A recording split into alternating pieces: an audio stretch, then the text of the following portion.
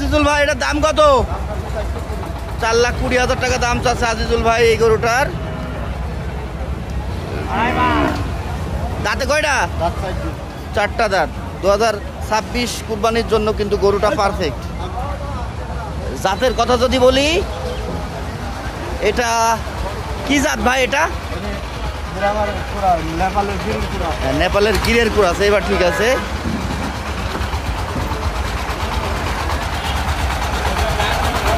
গরু কিন্তু আমদানিতে ভরে যাচ্ছে।